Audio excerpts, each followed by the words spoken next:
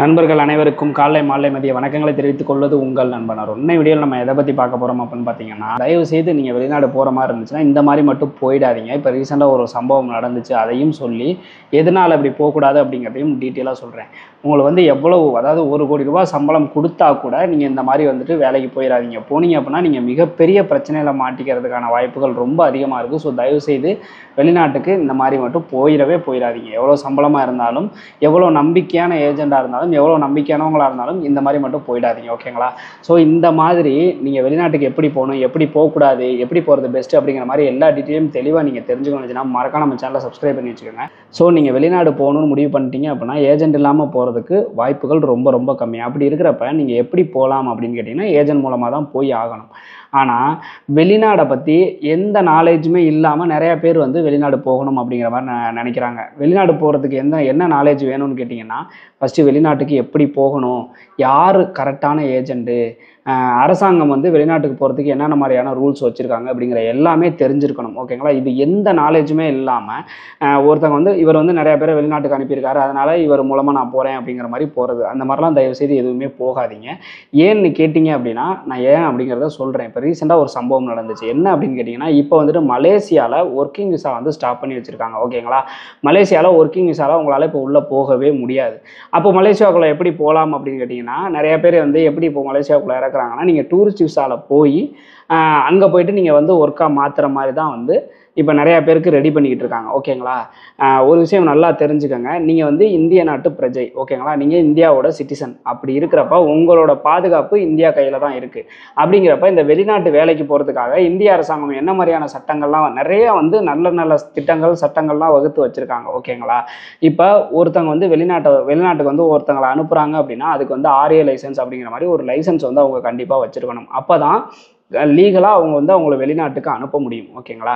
அப்படி வெளிநாட்டுக்கு அனுப்பல நீங்கள் யாரை வெளிநாட்டுக்கு அனுப்புகிறாங்கன்ற டீட்டெயில்ஸு, உங்களோட பாஸ்போர்ட் நம்பரு, எந்த நாட்டுக்கு நீங்கள் போகிறீங்கன்ற டீட்டெயில்ஸு, எந்த அட்ரஸில் நீங்கள் போய் தங்க போகிறீங்கன்ற டீட்டெயில்ஸு, எந்த கம்பெனியில் வேலை பார்க்க போகிறீங்க அப்படிங்கிற எல்லா டீட்டெயில்ஸையுமே அந்த RA லைசன்ஸ் வச்சுருக்க ஏஜென்ட் அரசாங்கத்துக்கு சப்மிட் பண்ணுவாங்க. சப்மிட் பண்ணி தான் உங்களை வெளிநாட்டுக்கு அனுப்புவாங்க. ஓகேங்களா?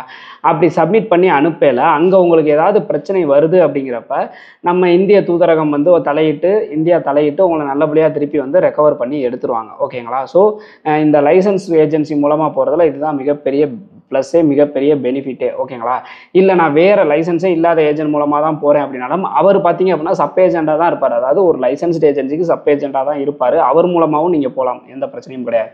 எங்கே பிரச்சனை ஸ்டார்ட் ஆகும் அப்படின்னு கேட்டிங்கன்னா, நான் மலேசியாவுக்கு மட்டும் சொல்லலை, எந்த நாட்டுக்கு போகிறதுனாலும் சரி இதுதான் ரூல்ஸ். ஓகேங்களா? எங்கே ப்ராப்ளம் ஸ்டார்ட் ஆகும் அப்படின்னு கேட்டிங்கன்னா, நீங்கள் வெளிநாடு போகணும்னு முடிவு பண்ணிட்டீங்க. வெளிநாடு போகிறதுக்காக பேசுகிறப்ப உங்களுக்கு ஒரு நல்ல சம்பளம், சூப்பர் சம்பளம், ஒரு உதாரணத்துக்கு மாதம் ஒரு கோடியே சொல்கிறாங்கன்னு வச்சுக்கோங்க. 1 கோடி ரூபா உனக்கு சம்பளம் மாதம், வேலை இந்த மாதிரி இந்த வேலைன்னு சொல்லி ஒரு வேலையை சொல்கிறாங்க. அதுக்கும் உங்களுக்கு ரொம்ப பிடிச்ச வேலையாக தான் இருக்குது, ஓகேன்ற மாதிரி தான் இருக்குது. ஆனால் ஒரு இக்கு வைக்கிறாங்க. என்ன வைக்கிறாங்கன்னா, ஏஜென்ட் உங்கள்கிட்ட சொல்கிறாங்க, நீங்கள் அங்கே டூரிஸ்ட் விசாவில் தான் போகிறீங்க. டூரிஸ்ட் விசாவில் போயிட்டு அங்கே போயிட்டு உங்களை ஒர்க் பர்மிட்டு மாற்றிடுவாங்க. அங்கே போயிட்டு இந்த மாதிரி நீங்கள் வேலைக்கு மாறிக்கலாம் இப்படின்லாம் சொல்கிறாங்க. அப்படின்னா தயவுசெய்து அந்த தப்பை பண்ணாதீங்க. ஓகேங்களா? நிறைய பேர் பார்த்தீங்க அப்படின்னா அங்கே போய் லாக் ஆகிறது எந்த இடத்துல லாக் ஆவாங்கன்னு கேட்டிங்கன்னா, டூரிஸ்ட் விசாவில் போகிற மாதிரி தான் லாக் ஆவாங்க. ஓகேங்களா? டூரிஸ்ட் விசாவில் போயிட்டு உங்களுக்கு ஒர்க் பர்மிட் மாற்றி கொடுத்தாங்கன்னா போச்சு, இல்லைன்னா உங்களை டூரிஸ்ட் விசாலே வச்சு 1 மாதம் வச்சுருந்து உங்களை திருப்பி அனுப்பிடுவாங்க. விசா முடிஞ்சோடனே கம்பெனி கூட உங்களை அனுப்பிடலாம். நீங்கள் முறைப்படி பார்த்தீங்க அப்படின்னா டூரிஸ்ட் விசா அப்படிங்கிறது, டூரிஸ்ட் விசா அப்படின்னா எந்த நாட்டுக்காக இருந்தாலும் நீங்கள் சுற்றி பார்க்கறதுக்காக தான் உங்களை விசா எடுத்து உங்களுக்கு கொடுக்குறாங்க. ஓகேங்களா? டூரிஸ்ட் விசா கொடுக்குறதே அதுதான். டூரிஸ்ட் விசாவில் நீங்கள் போகிறீங்கன்னா சுற்றி பார்க்க மட்டும்தான் போகணும்.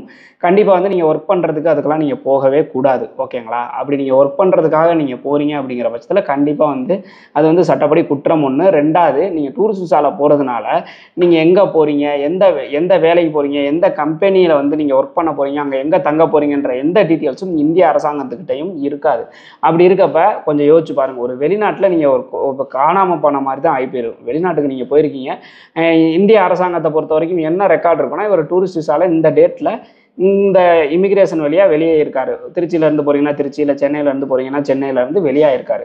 அந்த ரெக்கார்டு மட்டும்தான் இருக்குமே ஒழிஞ்சு, இந்த ஃப்ளைட்டில் போயிருக்காருன்ற அந்த ரெக்கார்டு மட்டும்தான் இருக்குமே ஒழிஞ்சு, மற்றபடி அங்கே எங்கே தங்கியிருக்கீங்க, எங்கே வேலை பார்க்குறீங்க, இந்த மாதிரி எந்த ரெக்கார்டுமே இருக்காது. இந்த மாதிரி நிறையா பேர் போய் மாட்டிக்கிட்டு தான் அரபு கண்ட்ரிலலாம் எங்கள் காட்டுக்குள்ளே கொண்டு போய் ஒட்டகம் மேய்க்க விட்டுறது, எந்த ஒரு தொடர்புக்கும் எந்த வழியும் இல்லாமல் விட்டுறது, இந்த மாதிரிலாம் நிறைய பேர் பண்ணுறாங்க. ஓகேங்களா? ஸோ நீங்கள் வந்து வெளிநாடு போகிறீங்க அப்படின்னா 100% வந்து நீங்கள் இந்த டூரிஸ்ட் விசால கொண்டு போயிட்டு அங்கே போய் ஒர்க்கு மாத்துறேன்னு சொல்கிற எந்த ஏஜென்சியும் எந்த ஏஜென்ட்டும் அவங்க எவ்வளோ நம்பிக்கையானவங்களா இருந்தாலும் அவங்கள நம்பி போகாதீங்க. ஓகேங்களா? இப்போ ரீசெண்டாக நடந்த சம்பவம் செப்டம்பர் மாதத்தில் மலேசியாவுக்கு டூரிஸ்ட் விசால ஒருத்தங்களை அனுப்புகிறேன்னு சொல்லி 2-3 பேர் போயிருக்கிறாங்க. ஓகேங்களா? போனப்போ டூரிஸ்ட் விசால தான் போயிருக்கிறாங்க. அங்கே போனதுக்கு அப்புறமேட்டு பார்த்தீங்க அப்படின்னா ரிட்டர்ன் டிக்கெட் இருக்குது பார்த்தீங்களா? ரிட்டர்ன் டிக்கெட் டூரிஸ்ட் விசால போகிறீங்க அப்படின்னா நீங்கள் எந்த நாட்டுக்கு போனாலுமே ரிட்டர்ன் டிக்கெட் கண்டிப்பாக போட்டிருக்கணும். எங்கே தங்க போகிறீங்க, ஹோட்டல் புக் பண்ணியிருக்கணும், ஷோ மணி வந்து அவங்கள்ட்ட காமிக்கணும். இந்த மாதிரி வந்து சில ரூல்ஸ் எல்லாம் இருக்கும். ஸோ இவங்க மலேசியாக்கிட்ட போனவங்கள்ட்ட வந்து ரிட்டர்ன் டிக்கெட் அந்த ஏஜென்ட் என்ன பண்ணியிருக்காரு, டம்மி டிக்கெட் போட்டு அனுப்பியிருக்காரு. டம்மி டிக்கெட் அப்படின்னா இப்போ நீங்கள் ஃப்ளைட்டில் வந்து திருப்பி வர்றதுக்கு ஒரு டேட் வந்து கொடுத்துருப்பாங்க.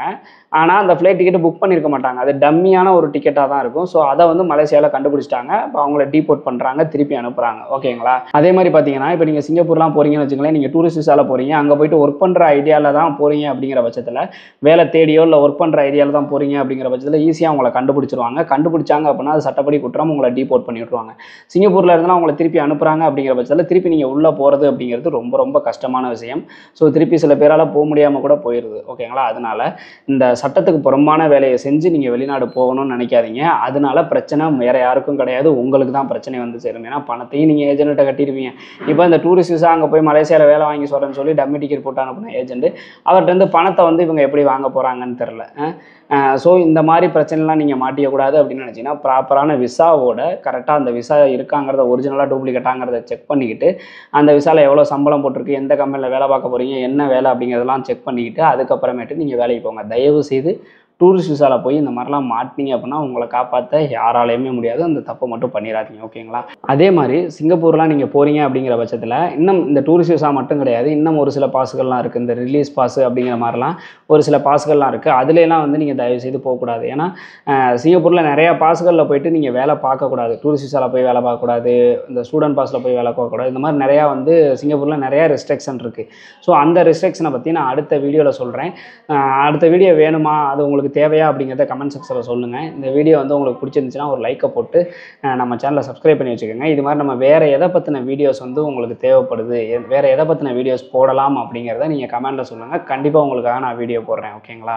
அதே மாதிரி பார்த்தீங்கன்னா இந்த லைசன்ஸ்டு ஏஜென்சிலாம் இருக்காங்க பார்த்தீங்களா, இந்த மாதிரி ஏமாற்றாமல் ப்ராப்பராக கரெக்டாக ஜாப் வாங்கி கொடுக்குறாங்க பார்த்தீங்களா, அந்த லைசன்ஸ்டு ஏஜென்சி எல்லாமே பார்த்தீங்க அப்படின்னா வந்து நமக்கு தெரிஞ்ச ஏஜென்சி நிறையா இருக்காங்க. தமிழ்நாட்டில் RA லைசன்ஸ் வச்சுருக்க ஏஜென்சி நிறையா பேர் நமக்கு தெரியும். ஸோ அவங்களோட ஆர்டர்ஸ் எல்லாமே நம்மளோட டெலகிராமாக இருக்கட்டும், SG தமிழன் வெப்சைட்டாக இருக்கட்டும், இதிலெல்லாம் ரெகுலராக நம்ம போட்டுக்கிட்டே இருக்கோம். ஸோ இந்த ஜாப்லாம் ஃபாலோ பண்ணிங்கன்னா உங்களுக்கு நேரடியாகவே இன்டர்வியூக்கு கூட கூப்பிடுவாங்க. ட்ரைனிங் வேலையே தெரியலை அப்படின்னா ட்ரைனிங் கொடுப்பாங்க. ட்ரைனிங் கொடுத்து ப்ராப்பரான விசா எடுத்து கொடுத்து என்னென்ன டாக்குமெண்ட்ஸ் வந்து நீங்கள் போகணுமோ அந்த டாக்குமெண்ட்ஸ் எல்லாமே கரெக்டாக உங்கள் கையில் எடுத்து கொடுத்து டிக்கெட் கொண்டு சில ஏஜென்சிலாம் போட்டு கொடுத்துருவாங்க. போட்டு கொடுத்து நல்லபடியாக வந்து அங்கே போய் நீங்கள் எப்படி நடந்துக்கணுன்றத கிளாஸ் எடுத்து கூட அனுப்புகிறத ஏஜென்சியெல்லாம் இருக்காங்க. ஸோ இந்த மாதிரி தெளிவான ஜாப் வேகன்சிஸ் எல்லாம் நீங்கள் தெரிஞ்சுக்கணும்னா மறக்காமல் வந்துட்டு நம்ம சேனல்ஸ் எல்லாத்தையுமே கரெக்டாக ஃபாலோ பண்ணிங்க அப்படின்னா ஏமாறாமல் நல்லபடியாக நீங்கள் வெளிநாடு போக முடியும். ஓகேங்களா? நிறைய பேருக்கு வந்து லைஃப்பில் வந்து சான்ஸ் ஒரு டைம் தான் கிடைக்கும். அந்த சான்ஸை மிஸ் பண்ணிடாதீங்க, கரெக்டாக பயன்படுத்திக்கங்க. ஓகேங்களா? ஓகே, பாய்.